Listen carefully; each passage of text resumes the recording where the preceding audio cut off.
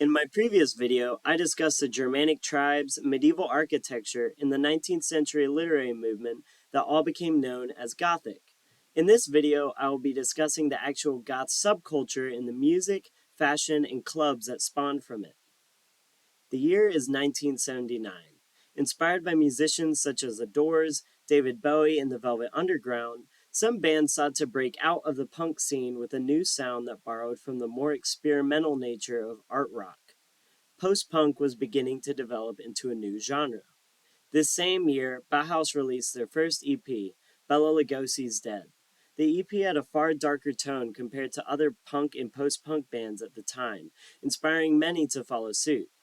Soon, other bands started to adopt a similar sound, including Joy Division, Susie and the Banshees, and The Cure. Although the first band to be described as Gothic was The Doors all the way back in the late 60s, Bauhaus truly laid the foundations for what Gothic music would become.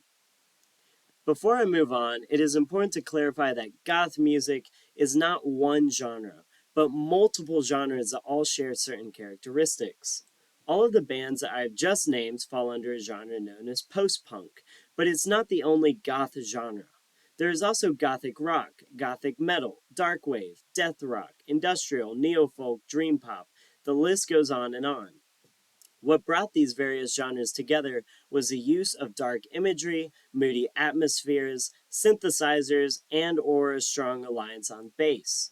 It draws heavily from Gothic literature, with themes such as the supernatural, nihilism, depression, romance, etc., etc.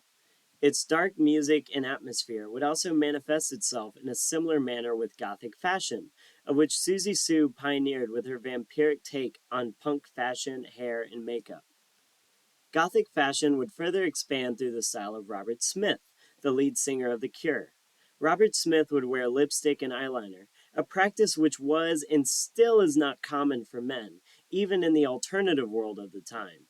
Smith's use of makeup would add an extra layer of androgyny to the goth look and bring speculations as to his sexuality in the public eye. The fashion scene was also influenced by other musicians such as Andrew Eldritch and Patricia Morrison of the Sisters of Mercy, Peter Murphy and David Ash of Bauhaus, David Bowie, and Nico, as well as some movie stars and characters like the Theda Bara, the Addams Family, and Bela Lugosi. The fashion itself is characterized by its dark and extravagant makeup, big hair, and black clothes, though you don't have to dress like this all the time, or at all, to be considered goth, as it is primarily a music-based subculture. As time went on, goth nightclubs would be established, cementing the subculture and adding a further dance element to it. These clubs saw live performances and the growth of the subculture as more people were introduced to it through these clubs. The most famous one was known as the Batcave, created by the band Specimen, another pioneer of the culture, both stylistically and musically. The Batcave was considered the birthplace of Gothic culture in southern England, and was frequented by people like Nick Cave, Robert Smith, Mark Almond, Susie Sue and Stephen Severin, J.G. Thirlwell, and the members of Bauhaus. It is believed by many that much of the style, fashion, and even sound of goth can be traced back to the Batcave.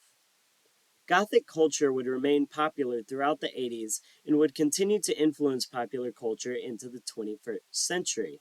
Although it may not be as common to see someone in a Bauhaus shirt and fishnets on the streets in 2023, Gothic style has still influenced modern-day fashion and makeup, being seen in TV shows, superhero movies, and fashion shows.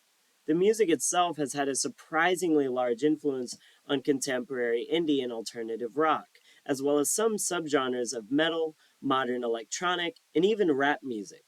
For example, the genre of music known as shoegaze has taken a lot of influence from Robert Smith and Susie Sue. The trademark staring at your shoes while performing thing was inspired by how Robert Smith performs when he played guitar for Susie and the Banshees. And one of the biggest shoegaze bands ever, Slowdive, is named after a song by Susie.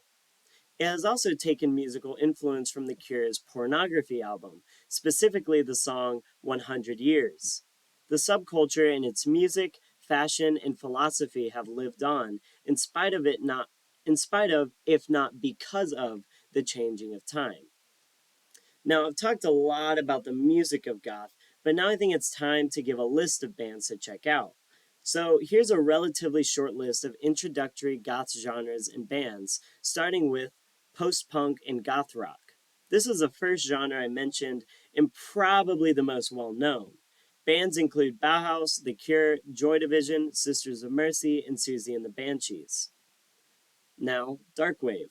Darkwave is a more electronic offshoot of post-punk that focuses on the dark and romantic side of the goth scene and has taken a significant amount of influence from new wave. Some bands include The Frozen Autumn, Boy Harsher, Moroi, I hope I'm pronouncing that right, and Clan of Zymox. If you are interested in industrial, then I would suggest listening to Skinny Puppy and Killing Joke. Industrial music branches out to the point where most industrial bands are not necessarily goth, but the less gothy ones are still worth checking out. Some other industrial artists who are not necessarily gothic include Carburet Voltaire, Ministry, Front 242, Frontline Assembly, and SPK.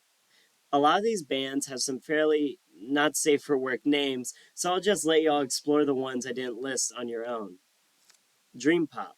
This is also a genre that transcends the goth subculture and has developed into its own identity. Some good dream pop bands that could be considered gothic include the Cocteau Twins, Cranes, and Elysian Fields. Gothic metal. Gothic metal blends post-punk and goth rock with doom metal. The most well-known is probably Type O Negative, but Paradise Lost, My Dying Bride, and Anathema all also fall under this genre. Thank you for watching today's video. In my next one, I will be covering the philosophy and psychology that underlies everything Gothic, from the music to the literature to the architecture to the fashion. If you're interested in that, please like and subscribe. Thank you for watching, and goodbye.